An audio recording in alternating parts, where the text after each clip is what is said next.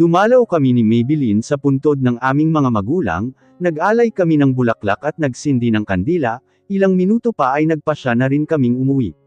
Sa bahay na abutan naming naghahanda na sa hapag si Nana Luman kasama si JK sa aming mahabang mesa. Maraming inihanda sa amin si Nana Luman sa aking kaarawan, kasabay ng death anniversary ng aming mga magulang. O nariyan na pala kayo, halina kayong dalawa. Tamang-tama tapos na kami maghanda, masayang bati ni Nana Luman sa amin. O JK kanina ka pa ba? Kakarating ko lang din Maybelline, halos tinulungan ko na rin si Nana Luman mag-ayos ng mga niluto niya. Siya nga pala Kuya Mazer, happy birthday, masayang bati ni JK sa akin, ngumiti naman ako sa kanya. Sabay-sabay na kaming umupo sa lamesa, kinantahan muna nila ako ng happy birthday. Grabe kuya ang tanda mo na, biro ni Maybelline na nasa harap ko, habang nagsasandok ng spaghetti. Excuse me baby girl, I'm only 28. Eh di matanda ka na nga kuya, tapos wala ka pang girlfriend. I don't have time for that, and besides I need to take care of you, because you're my priority. Malambing na paliwanag ko sa aking kapatid. Ayoko pa magkaroon ng anumang relasyon, dahil mas iniisip ko ang kalagayan ng aking kapatid. Kung magkaroon man ako ng kasintahan, mawawala na ako ng oras, ngayon na nga lang nahahati na ang oras ko sa trabaho, at kay Maybelline. Mas gusto ko pang pagtuunan ng pansin ang aking kapatid, kaysa magkaroon ng kasintahan. Kuya naman, ang laki-laki ko na, ano ako baby? Yes you are. Wika ko bago uminom ng juice. Tumawa naman si JK at Nana Luman. You don't have to worry Kuya Mazer, nandito naman ako, saka kahit papaano nababantayan ko naman siya sa school. Isa ka pa JK. Tigil-tigilan mo nga minsan ang pagiging sweet mo sa school kaya naman ang daming matatalim ang mga titig sakin, na pagkakamalan tayong mag-boyfriend. Kung hindi si kuya, ikaw ang napagkakamalan. Sigaw nito kay JK na katabi lang niya, na halos takpan ang tenga nito, sa sigaw ng aking kapatid. My goodness Maybelline katabi mo lang ako, you don't have to shout at me like that. Paano kasi ginagawa niyo akong bata ni kuya? Nguso nito at papalit-palit ang tingin nito sa amin. And besides kuya magaling na naman ako O sige kung talagang wala ka nang nararamdaman, bukas ang schedule ng monthly check-up mo, sasamahan kita ng umaga bago ako pumasok sa office. Okay kuya, nag-thumbs up pa siya sa akin. Sundin mo na lang hiha itong kuya mo at si JK, para sa'yo rin naman yun. Mahal ka lang kasi nila kaya sila ganyan. Oo nga Maybelline mahal kasi kita. Pabulong na sabi ni JK, na sapat lang para marinig ko. Nakita ko pang nagulat si Maybelline, ano? Wala ang ganda mo kako bingi ka nga lang. Pinalo naman ni Maybelline si JK sa braso na ikinangiwi nito. Aray ko naman Maybelline, sadiste ka talaga Hinihimas nito ang brasong pinalo ng aking kapatid. O siya mamaya na kayo magkulitan, kumain na muna kayo. Mag-uwi ka rin JK sa inyo, at marami naman ang niluto ko. Opo Nana Luman, habang kumakain naman kami, ay masaya kaming nagkukwentuhang apat.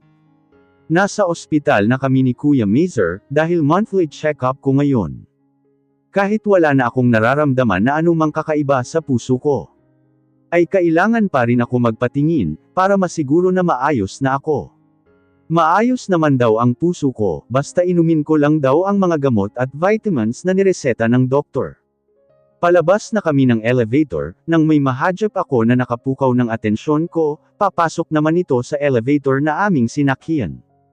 Nakasuot din itong puting uniforme, na worry ko'y Dr. Dean, may nakasabit na stethoscope sa leeg nito. At sa kaliwang dibdib ay may nakaipit na mga ballpen. Bago pa samarado ang elevator, sinulyapan ko pa ito. Hinawakan ko ang aking dibdib, kung nasaan banda ang aking puso. Sobrang bilis ng tibok nito, hindi ko malaman kung ano ang nararamdaman ko ngayon. Bakit ganito kabilis ang tibok ng puso ko? Ang daming gwapo ko namang nakikita, lalo na sa campus, pero hindi ko man lang ito naramdaman kahit kay JK, hindi tumibok ng ganito ang puso ko sa kahit na sino mang lalaki. Saglit akong natigilan ng hawakan ako ni kuya sa aking braso. Hey baby girl, are you okay? Napabalik lang ako sa huwisyo nang magsalita si kuya. Hindi ako okay kuya. Ha? Gusto mo bang bumalik tayo sa doktor mo? May pag-aalalang wika sa akin ni kuya. Ang bilis ng tibok ng puso ko kuya, tinuro ko pa ang aking puso. Paanong tibok? Masakit ba? Hindi siya masakit kuya kakaiba nga parang karera ganun kabilis. Alam kong nagtataka si kuya sa ibig kong sabihin. At napagtanto niyang hindi ito dahil sa sakit ko. Napangiti na lang sa akin si kuya. Nasa sasakyan na kami nang tanungin muli ako ni kuya. Okay ka na baby girl? Nasa kalsada naman ang kanyang tingin. Okay na ako kuya. Alam ko na kung anong ibig sabihin yan baby girl. Ano yun kuya? Nakakunot na tanong ko sa kanya. You're in love baby girl. What? Napamulagat at napatingin akong bigla kay kuya, na nakatuon pa rin ang mata sa kalsada. Hindi saka paano mo nasabi kuya? Hindi ka pa naman nai-inlove no? Na-experience ko na rin yan baby girl, ganyan ang naramdaman ko noon, hindi pa ako nagkaka-girlfriend pero naranasan ko naman magmahal, nagulat naman ako sa sinabing iyon ni kuya. Really kuya? And who's that lucky girl? I don't know where she is. Mababakas sa mukha ni kuya ang kalungkutan. Bakit hindi mo siya niligawan kuya? That was before when I was in college. After that accident I didn't bother to court her, because I don't have time for that, and I need to take care of you that's why. But kuya, no buts baby girl, putol nito sa aking sasabihin. Hindi mo naman kailangan isakripisyo ang kaligayahan mo sakin. But I have to, that's my obligation. Hindi na ako muling nagsalita pa, baka maiyak lang ako dahil sa mga sinasabi ni kuya sa akin. Samantalang iniisip ko naman yung doktor na nagpatibok ng aking puso sa unang pagkakataon. Ano kaya ang pangalan niya? Hindi na bale magkikita pa naman kami. Dr. Marvin, napalingon ako nang marinig ko ang malakas na tawag sa akin ni Wallace, tumatakbo itong papunta sa kinaroroonan ko. Pinsan ko siya sa side ng daddy ko. Surgeon din siya katulad ko, matanda lang siya sa akin ng 2 taon. At isa siyang playboy, hindi napipirmi sa isang babae, 1 week lang ang tinatagal noon sa kanya, at after that iba na naman, yun lang ang pinagkaiba naming dalawa. Guwapo kasi kaya malakas ang loob ma'am babae. Saan ka galing? Hinihingal niyang tanong ng makalapit na sakin. Nagpatuloy kami sa paglalakad papunta sa aking opisina. Sa ER may emergency kasi. Saka isa lang ang doktor na duty doon, kaya pinatawag muna ako saglit. Pipihitin ko na sana ang seradura ng pinto ng aking opisina, nang muling magsalita si Wallace. Nagpunta nga pala kanina rito si Christine. Napatigil ako at nilingon ko siya na nasa aking likuran. Bakit daw? Nagkibit balikat lamang siya. Pumasok na kami sa aking opisina, naupo ako sa aking mesa, itinukod ko ang 2 siko ko, at ang 2 kamay ko sa aking baba at pinagsiklap ko. Si Wallace naman sa harapan ko nakaupo, at prenteng nakasandal. Mahal ka pa rin hanggang ngayon ni Christine, simula ni Wallace. Ano ba kasing pumasok sa isip mo, bakit hiniwalayan mo lang ng ganoon si Christine? Bamantong hininga muna ako, bago ko siya sinagot. We have no time for each other, and she's always busy. Bro ayun lang. Gulat niyang tanong na ikinilang niya. Kahit na ganun siya kababero at medyo maloko, concern pa rin naman siya sa mga taong nakapaligid sa kanya. Bro 3 years din kayong magkasintahan, tapos ganun lang ang dahilan. Alam mo naman kung ano ang trabaho niya hindi ba? Yes I know, kahit ako nagiging busy din naman, wala na talaga kaming time sa isa't isa, parang ang hindi na kami magkasintahan kasi bihira na lang din kami magkita. Sumandal ako sa aking swivel chair, at hinilot ang aking sentido. Christine is my ex-girlfriend, nagkakilala kami sa isang bar, kung saan kaibigan ko rin ang may-ari. She's the one who approached me first. At first I'm not interested in her, siguro dahil wala pa sa plano ko ang magka-girlfriend, dahil meron akong ibang gusto simula pa lang noong bata ako, pero till now hindi ko pa siya nahahanap sa tinagal ng panahon. I really don't know her full name, or saan siya nakatira. Hanggang sa unti-unti kong nagustuhan si Christine, nawala sa isip ko yung babaeng gusto ko, at nabaling sa kanya ang atensyon ko. She's pretty I admit that. Halos lahat siguro ng lalaki nagkakagusto sa kanya. She's also an international fashion designer, Niligawan ko siya ng ilang buwan, at kalaunay sinagot din ako.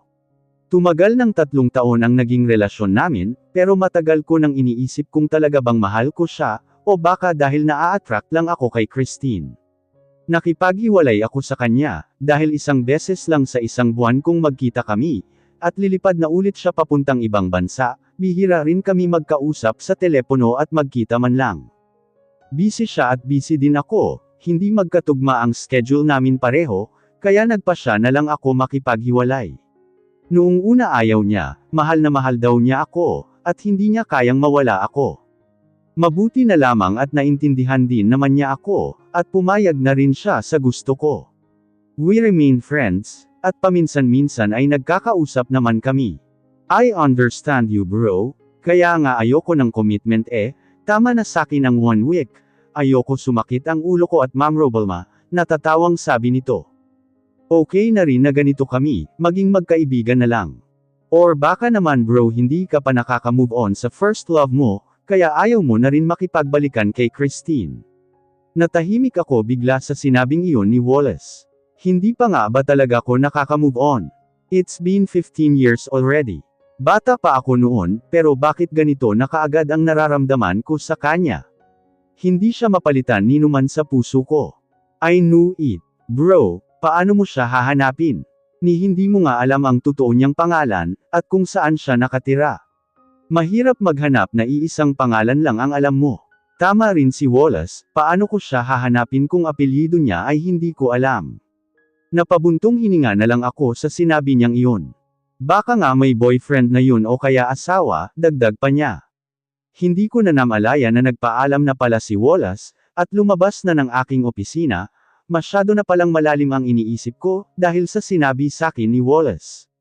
Kinuha ko sa aking drawer ang isang bracelet. Pinakatitigan ko ito. Ano na kaya ang buhay mo ngayon? May boyfriend ka na kaya?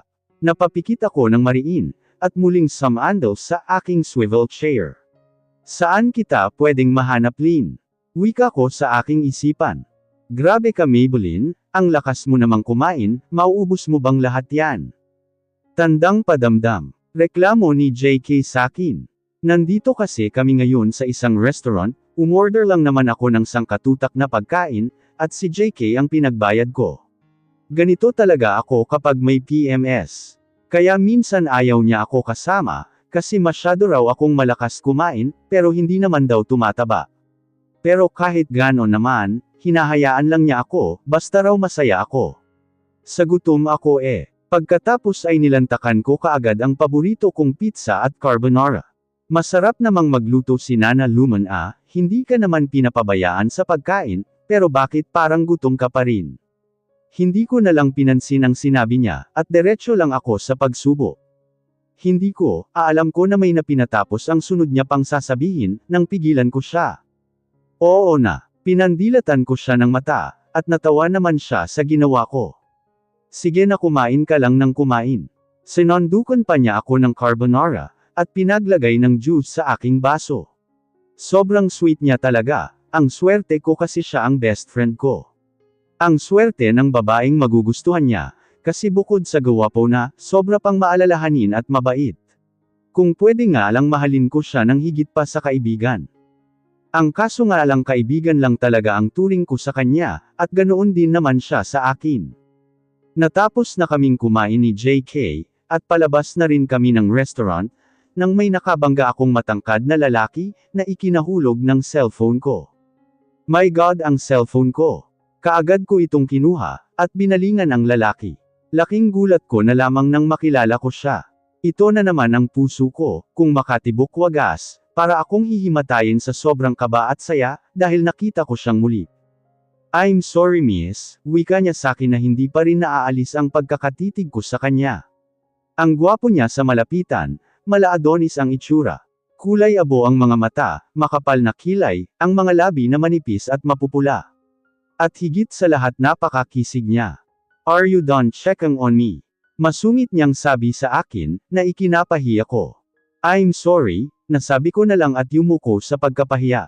Bakit naman kasi ganun ang pagkakatitig ko sa kanya, nakakahiya tuloy, masyado naman akong obvious, sabi ko sa aking isipan. Hey Marvin, what are you doing there? Tawag sa kanya ng kasama niya, na nauna nang umupo sa loob ng restaurant. Tumingin muna siya sakin saglit, at saka tumalikod na. Sino yung kausap mo kanina? Nakasakay na kami ni JK sa kotse niya nang magtanong siya. Wala, nabangga ko lang kanina. Tumango lamang si JK, at tinuon muli ang tingin niya sa kalsada. Marvin pala ang pangalan niya, pati pangalan ng gwapo, nakangiti habang naiisip ko yun. Kasama ko ngayon si Wallace dito sa parke, niyaya ko muna siya dito pagkatapos namin kumain sa isang restaurant, at bago rin kami bumalik sa ospital. Nakaupo kami sa bench, at pinapanood ang mga batang naglalaro sa may damuhan. What are we doing here, Marvin? Basag ni Wallace sa aming katahimikan. Just to relax. Nakatingin pa rin ako sa mga batang naglalaro. Bro, I know what you're thinking. Yeah, you're right. Sa tingin mo ba'y mahahanap mo pa rin siya dito?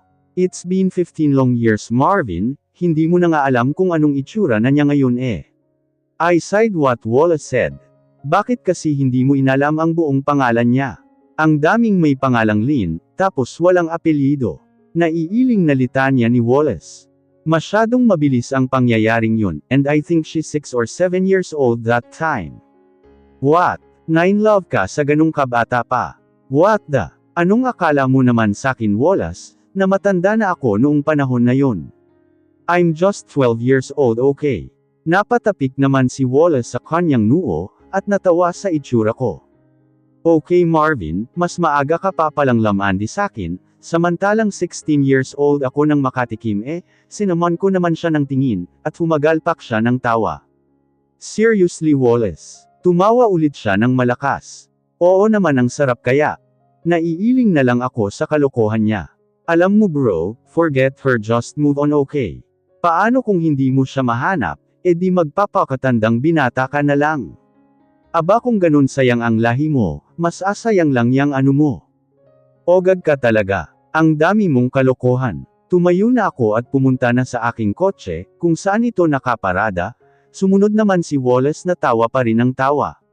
Nandito ako ngayon sa ospital, kung saan ako nagpapa-check up at nagtatrabaho si Doc Marvin. Dumiretso muna ako dito pagkatapos ng aking klase, hindi pa naman schedule ng monthly check-up ko ngayon. Pero heto ako at nasa ospital.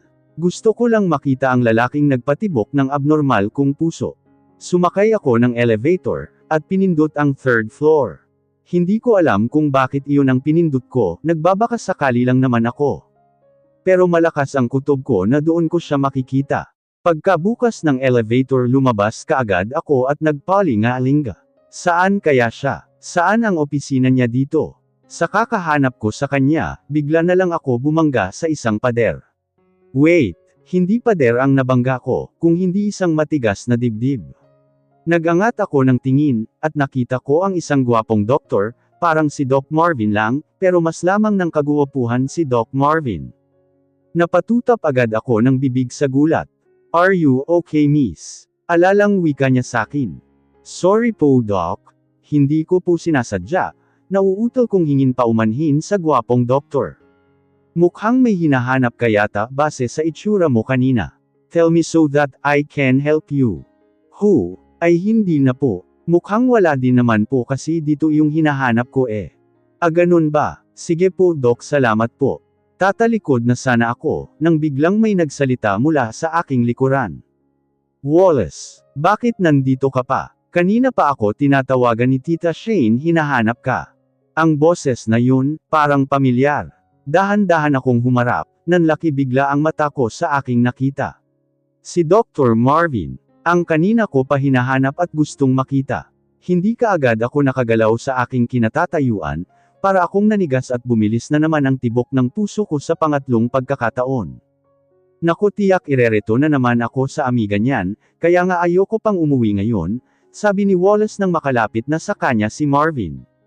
Napansin naman ako ni Marvin sa kanyang gilid na nakakunot ang noo. Napatingin din naman sa akin si Wallace. Sige po Doc, pasensya na po ulit Aalis na sana ako nang biglang magsalita si Doc Wallace. Wait lang miss, ano nga palang pangalan mo? Maybelline Brillantes po Doc. Stop saying po, Hindi pa naman ako ganun katanda, natatawang sabi niya sakin. I'm Dr. Wallace Miller, and he's Dr. Marvin Mendez, my cousin also. Inilahad niya ang kanyang kamay, at tinanggap ko naman ito, napabilang naman ang tingin ko kay Dr. Marvin, at inilahad din ang kamay ko sa kanya, tinanggap naman niya ito. Napakalambot ng kanyang kamay, parang ayaw ko nang bitawan ito. Hindi naman ako nagpahalata na kinikilig, pero ang totoo niyan gusto kong magsisigaw sa kilig at saya. Parang nakita habang nakatitig sakin. Nagtataka namang nakatingin lang samin si Doc Wallace. Yeah, I already saw you, you're the girl who bumped me at the restaurant, right? Oo, ako nga, sabay kamot ko sa aking ulo. What are you doing here? May hinahanap kasi ako pero nakita ko na siya, nakangiti kong sabi sa kanya. Talaga, nasaan na siya? Si Wallace na nagpalingalinga pa. Si Doc Marvin, sabay pa silang napatingin sakin. Ha? Ano naman ang kailangan mo sakin? Magpapi-check up ka ba sa kanya? Tumango lang ako kay Doc Wallace, na hindi inaalis ang tingin sa kay Doc Marvin. Ano naman ang ipapakonsulta mo sakin? Masungit niyang sabi. Itong puso ko po, Doc. What? Bro, mukhang may nabihag ka na naman. Sabay tapik ni Doc Wallace sa balikat niya, sinaman naman niya ito ng tingin. I'm sorry pero hindi yata ako ang doktor na yon. Pagkasabi noon ay tumalikod na siya, at sinundan ko naman siya. Doc naman banibiro ka lang nakanguso kong sabi sa kanya, habang sinasabayan siya sa paglalakad, nasa likod naman namin si Doc Wallace na medyo natatawa. Well, I'm not used to it. Grabe ang sanggit mo naman pala, Doc. Guwapo ka pa naman kaso ang sungit-sungit mo, humagalpak naman ng tawa si Doc Wallace. Oo nga bro, ang gawapo mo kaso parang lagi kang may dalaw. Shut up Wallace. Teka nga muna, paano mo nalaman na dito ako nagtatrabaho? Stalker ka siguro. Hala hindi O bakit andito ka? Kasi po dito ako madalas nagpapa-check up, tapos nakita kita isang beses dito, kaya ayon. Hindi kaya siya na ang destiny mo bro. Napahinto naman sa paglalakad si Doc Marvin, kaya napatigil din kami. Gusto mong tahiin ko yung bibig mo. Naiiriting baling nito kay Wallace. Just kidding bro, ang seryoso mo kasi masyado. Siya nga pala anong sakit mo? Seryosong tanong sakin ni Doc Wallace. Dito tinuro ko ang aking puso. Si Doc Marvin lang talaga ang makakagamot nito. Sige na alis na ako, marami pa akong gagawin. Naglakad na siya palayo sa kinaroroonan namin ni Doc Wallace. Naiwan naman kami na natatawa, dahil halatang naiinis na si Doc Marvin. Nice meeting you Dr. Marvin. Sigaw ko sa kanya nang hindi pa siya nakakalayo. Sige Maybelline aalis na rin ako Nice meeting you, baka kasi bagahan na ako ng apoy ni Marvin sa sobrang asar niya. Sige po Doc Wallace. Sabi ko naman wag mo na ko pupuin. Sorry, napakamot na lang ako sa aking ulo. Sige aalis na rin ako, kita na lang ulit tayo sa susunod. Pagkasabi ko noon ay umalis na rin ako ng ospital nang may ngiti sa labi, sa wakas nakilala ko na rin si Dr. Marvin. Mukhang mapapadalas yata ako sa ospital.